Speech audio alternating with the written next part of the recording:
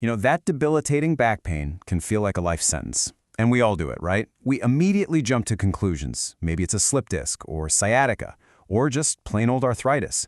But what if the cause was something else? Something hiding in plain sight on a routine MRI? Well, today we're going to explore a condition that does exactly that. So, no, this isn't about worn-out discs or inflamed joints. We're talking about something that looks a lot like those common problems, but it comes from a totally different source. So the real question is, what's actually putting the squeeze on your nerves? And here is our culprit. This right here is spinal epidural lipomatosis, or SEL for short. What you're looking at in these MRI scans is a crazy amount of otherwise normal fat tissue. See those bright white areas? It's just building up in the spinal canal, and it's literally squeezing the life out of the space meant for the spinal cord and nerves. All right, so let's formally introduce this thing. Even though it's considered rare, spinal epidural lipomatosis is a known cause of nerve compression. The problem is, its symptoms can be super easily mistaken for more familiar back problems, which makes it a really tricky diagnosis. So for the patient, this can mean anything from just a chronic lower back pain to that sharp shooting pain that goes right down the leg, what doctors call radiculopathy. And in more serious cases, it can even cause weakness or neurological emergency. But at the end of the day, it's all about one thing: pressure. Okay, so let's get a little more specific on what is actually happening inside the spine. It's important to know this isn't a tumor or anything like that. It's just an overgrowth of the body's own tissue in a place where, let's face it, space is at an absolute premium. Here's a good way to think about it. Imagine your spinal canal is a rigid tube, and your nerves are the delicate wires running through it. Normally, there's some epidural fat in there that acts like packing foam, right? It's a nice little cushion. But with SEL, it's like someone just keeps shoving more and more packing foam into that tube until the wires get totally crushed.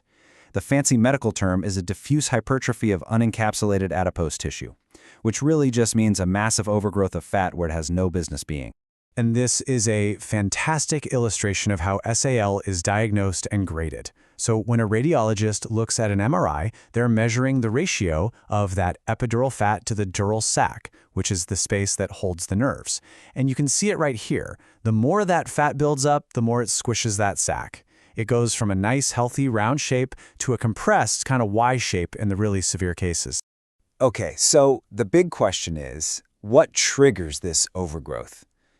For a condition that's supposedly uncommon, its causes are surprisingly tied to some very common health factors and medical treatments. So let's break down the 5 main culprits. So a big literature review back in 2018 pointed to these 5 main causes. First up, we have exogenous steroid use. That's just a way of saying long-term use of medications like prednisone. Then there's endogenous, which is when the body itself goes haywire and overproduces steroids, like in Cushing's syndrome.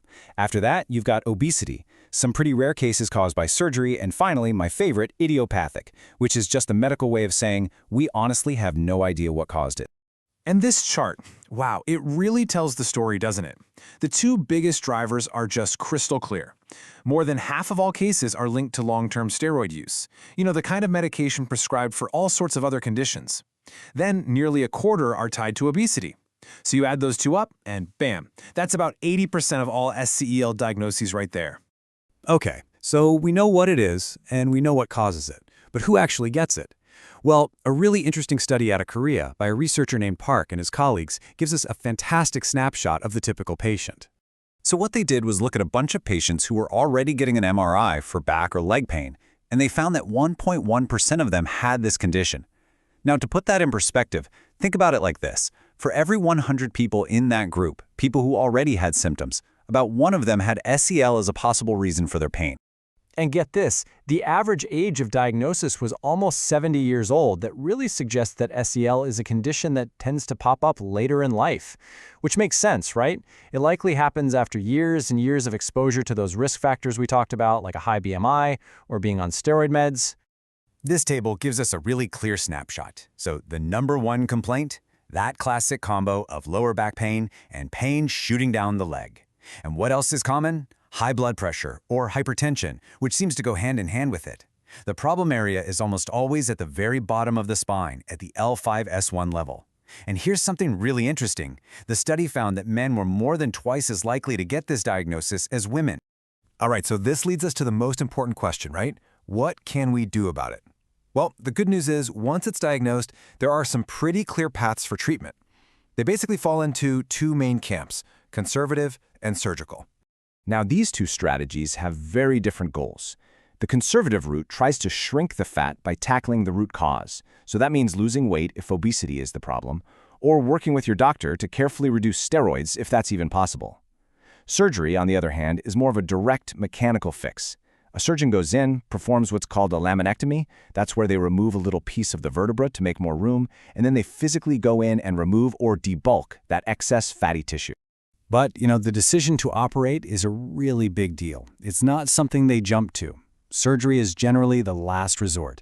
It's reserved for patients who have severe or rapidly worsening neurological symptoms, or for people who've already tried the conservative approach and just haven't gotten any relief. And this is exactly why that caution is so important. This quote really hits on a critical point. Look, the surgery itself is usually effective at relieving the pressure. But the problem is, the patients themselves often have other major health problems. I mean, the very same issues that are linked to causing SEL in the first place. And it's these underlying health conditions that make the recovery and the whole period after the surgery so risky. And that leaves us with one final and I think really important thought. We call SEL a rare disease, right? But its main drivers, obesity and the widespread long-term use of steroid medications, are anything but rare. In fact, they're becoming more and more common every day. So the real question we're left with is this: are we on the verge of seeing this hidden cause of back pain step out of the shadows and become a much more frequent reality?